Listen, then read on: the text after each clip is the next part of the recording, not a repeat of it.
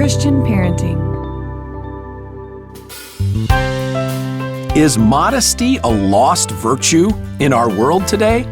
Join us for this important conversation on Family Vision. Hi, my name is Millie Reno. Welcome to Family Vision with my parents, Dr. Rob and Amy Reno, strengthening families through practical, encouraging, and real conversations. Hello, Rob Reno here with Visionary Family Ministries with my beautiful wife, Amy. Hello. Today, we're going to talk about modesty. Not a very common word or common concept in our culture today. Thanks to one of our listeners down in Florida, Ashley, who emailed us, thanked us for how the podcast has been an encouragement for her family, and she asked us to talk about this. So we thought that was a great idea. And before we jump in, just want to encourage you to go pick up a new resource from our ministry partners at Christian Parenting. They have got a new ebook out for parents and families. Really simple title, powerful teaching. It's called Love God, Love Others. Love God, love others. Comes from the scriptures that the first and the greatest commandment is to love God, and the second is like it, to love your neighbor as yourself. And Christian Parenting is giving away a copy of this free resource for anyone who donates to their ministry. And you can connect with Christian Parenting at cpgive.org, cpgive.org, and request this copy of this new resource, Love God, Love Others. Okay, honey, this Christian principle of modesty is for both men and women. But I think from a parenting standpoint, the challenges with our daughters may be greater than the challenges with our sons. We are talking about this here at the beginning of January, talking with producer Biff about this show before it aired, and he asked a good question. He said, does -4 degrees, which is what I think it is here today, does that help with the modesty issue? And your response quickly was what? Absolutely not. No, it does not. I say to my daughter, honey, do you need a coat? She's like, no, coats are for chumps. I'm like, what? Okay, great. All right, but listen, honey, what was your experience like in high school? Because actually, we're going to talk about modesty not just from a parenting standpoint, but we're going to address it from an adult standpoint as well, so our stories kind of factor into that. So you were in high school a few years ago, very recently, but your story kind of relates to where we're going to be going. Yeah, I think it's important for as women to kind of understand this issue, and I wanted to give my own testimony on this issue as a foundation, even before we talk about it in parenting. So Ashley, I appreciate your email where you're opening a can of worms that is not going to be solved in just one episode. So we are actually really looking forward to talking about this. But let me just say, back in the 80s, I was sort of blessed with a kind of a weird high school culture that really modesty was the norm, in the sense that back when I went to high school, if your bra strap was showing, that was a bad thing. You would be embarrassed by that. So I naturally was very blessed with a culture like the popular girls. This was public school, too. Public school. What the cool kids were doing was still modest. And then I think I was maybe a junior or senior before I stepped into like wearing a two-piece bikini or things like that. And that was kind of socially acceptable. But even that was, they were in the range of bikinis. They were much more modest than some of them we see today. But moving forward, I went on to a secular state college. And even there, I joined a dance team. It was called the Linettes. And it was really just, this is amazing kind of part of my story, that I happened to be on this dance team only the 2 years ever where the girls we wore complete one-piece suits, one-piece outfits, not like these really nothing Dallas Cowboy, nothing like that at all. So again, I was blessed that it was more modest. It fit with my level of comfort, but it also didn't force an issue for me as of yet, because I wasn't in a situation where I had to wear something that really made me feel uncomfortable, especially in that environment when you're dancing in front of, thousands and thousands of people. That was a blessing. And so I gave this foundation because I think it's really important to understand where culture is at with these things versus where we are at, because whatever the culture is doing has a huge impact on the way you think about it as a mom and how you think about it for your kids. So let's just be aware of that. Right. So you're soaking, whatever you're soaking in when you grew up, kind of wires you for how you think about this. And then whatever's happening in the culture around you kind of sets the table for this is just normal and acceptable. Well, yes. And I guess giving my history, what is important to understand is I didn't have to face a culture that was telling me one thing and I was going to stand out doing it very differently. I was blessed to have more, in general, much more modesty all around me. But then what was really interesting, when I married a youth pastor, which was something I never expected to do, be a pastor's wife, and actually a pastor's wife even in the town I grew up in, So what was interesting is that it changed me a little bit in this sense, that I became more others focused in the sense that it did make me think about what I was wearing, very specifically in the bathing suit department. Because even though I wore bikinis all the time through college, I had no conviction that was wrong. I mean, I never would have thought that. I thought it was totally acceptable. There was a part of me that just was like, okay, so now I'm going to be wearing a bikini at the local pool and I'm going to see these high school boys that are in my youth group. How am I going to feel about that? That made me uncomfortable. I made a decision there to change the way. That's the first time ever. Because that's a new dynamic. Yeah, it's a new dynamic. And it's the first time ever that the Lord was kind of planting this thought that I need to think about what I'm wearing because of how it affects someone else. And up to that point in my life, I never had that thought, ever. But that sort of challenged me to start thinking about it from a very new perspective. And then I was also a leader of teenage girls. And that made me realize, too, okay, so and we did that for 10 years, and I was in that environment. I can still remember the story where, we had rules back then where the girls in our youth group had to wear one-piece suits when we went on youth group trips, right? I won't say the school that we went with, but we went on a spring break trip, and we partnered with another youth group. Do you remember this? And the girls that were from that youth group were just furious that they had this rule. So they kept breaking the rule, and they would get away from us on the beach and have their two pieces on. And that was the first time that experience, because the girls in our youth group, I think, had general respect for our rules and didn't really fight back on that. But I remember being so amazed on this trip that how important it was for these girls to wear what they wanted to wear, to not be told that they couldn't wear that, and they were willing to go to great lengths to do what they wanted to do. Yeah. And that was a shift in culture. That's when I started to see how different culture was changing in these issues of modesty. That's a great story, because our kids right now are having to navigate modesty, not just out there in a culture, but at their Christian school. If they're in a Christian school, if they go to a youth group. And maybe the environment that's more intense than any other is the social media world, what they see there and also what they post there. We're navigating with a lot of families with girls who will wear a certain thing outside of the house, but then they'll take pictures inside of the house with far less on. And to reiterate, this is a needed conversation in our Christian circles. Our conversation here is not really the laundry list of how raunchy Hollywood is, and it is, because it's just a lot closer to home. I saw a cartoon the other day. It was two Christian high school girls. One girl was holding up like a tiny mini tank. I don't know the girl terms here. It's like the top of a two-piece bathing suit. I don't know. And on front of this little thing was WWJD, which what would Jesus do? And the caption said, look at my awesome new witness wear. Right. Now, let me just say, we could laugh at that, but the reality is that's not so far off from reality, from the current culture. All humor has a grain of truth. Yes, it's a big grain of truth in that one. So I want to just point out again, just as a note of compassion that parents need to have, and empathy that parents need to have, is what your kids are seeing as normal is kind of sometimes extreme, like things that I would never think of approaching my parents to wear out of the house.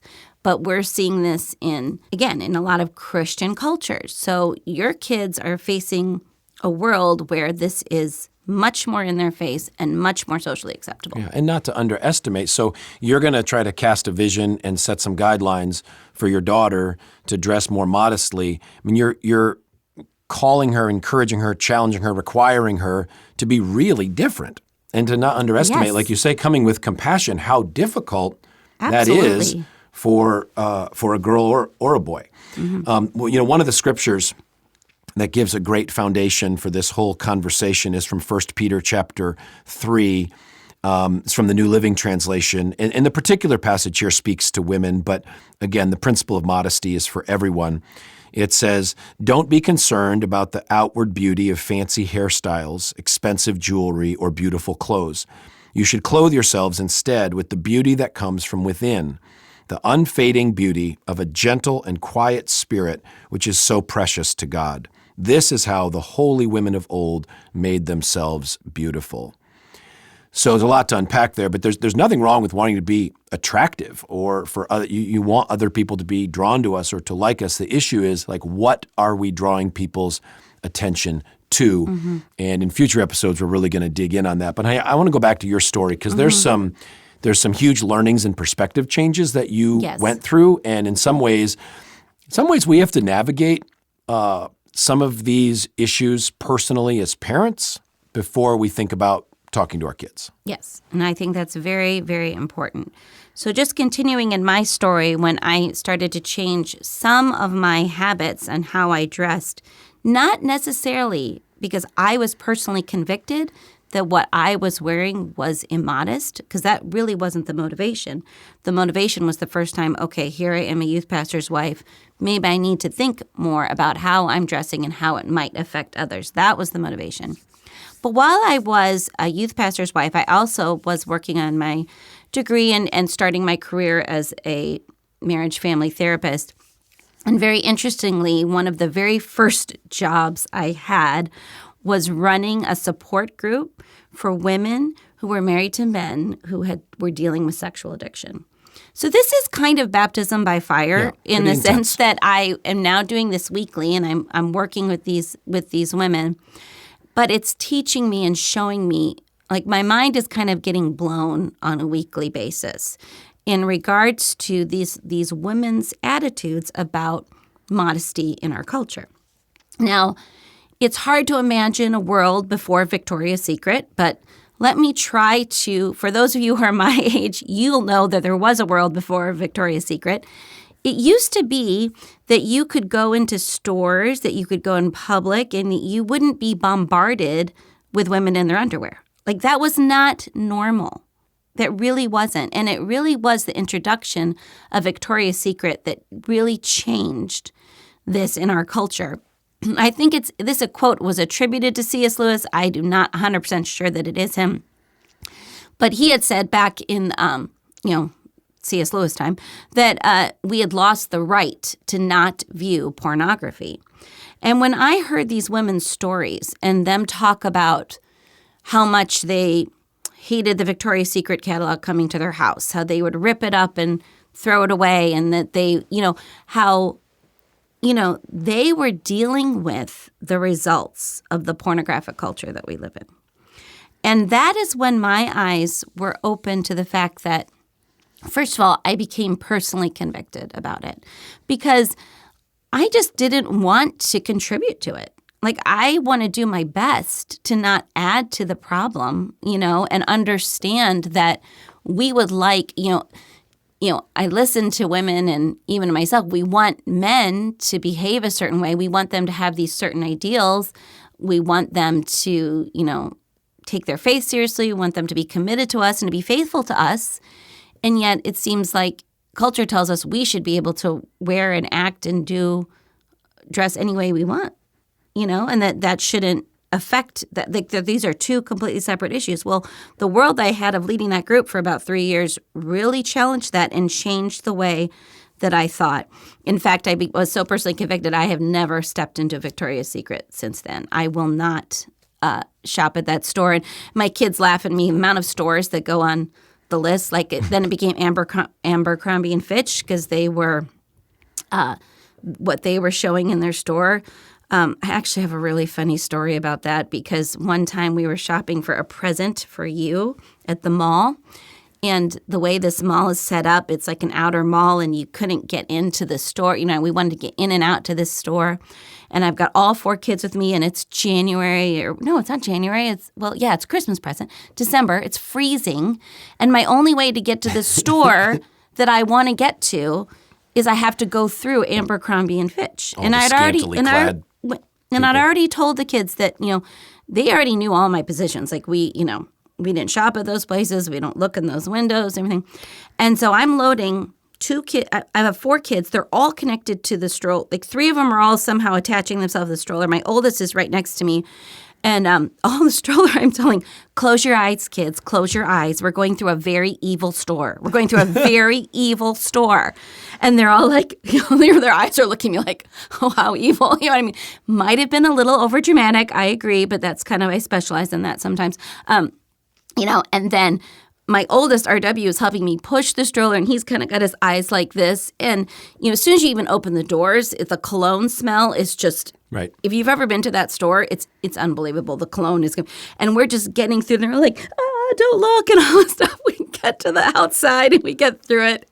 RW looks at me, he goes, that was a very evil store. But I mean, that's how I grew to, such a sense of wanting to communicate. If you don't say things like that, if you don't address the culture, you are actually normalizing it. Right. Well, you use the word evil, and you kind of laughed. You say you might be overstating it. Yeah.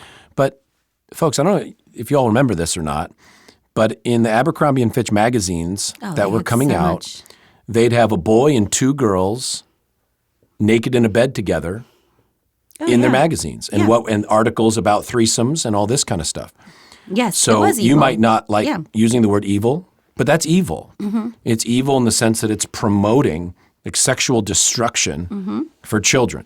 So there is a level here of modesty that we're just talking about wisdom and treating our bodies as holy and set apart, and talking about what you were saying about offending other people. But there's a level here, too, that gets into, you have to understand that Satan and the demons want to, immodesty is just a tip of an iceberg for a lot of other evil things that Satan and the world want to do. And I want to add to that you're right, that's exactly the core issue. And I want to add to that when I go back to my stores, there was another store, Justice, that I would not shop at for my girls. In fact, all these stores are actually connected, but they were selling thongs to little girls. That's evil. Amen. That is evil. And we have to call a spade, and I'd like parents to wake up to what's going on out there. And I remember listening, well, why can't I go to that store? And I'm convicted as your mom that, they sell these type of underwear for little girls. I believe that is wrong, and I do not want you to have any part of it, and we're not going to do that. We don't need to make comments about what other people's choices are. But I just want to reiterate that point again. Like, if you don't say anything, you are desensitizing and acting like that is normal. So one of the starting points for me when I became so convicted on these issues, and I had young kids, was just simply when we walked by a Victoria's Secret at the mall, I would say, that is not appropriate. Women should not be dressed in their underwear flat, showing that to the whole world. So we're not only not going to look at it, but it's not just ignoring it, it's addressing it and saying that's wrong.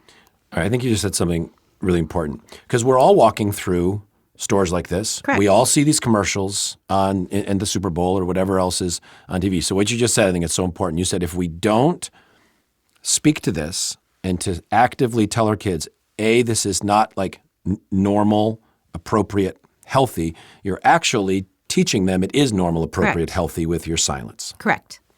And that was a huge turning point for me, because I was just not addressing it, maybe avoiding certain things, but I was never communicating my convictions about it to my kids. And that changed.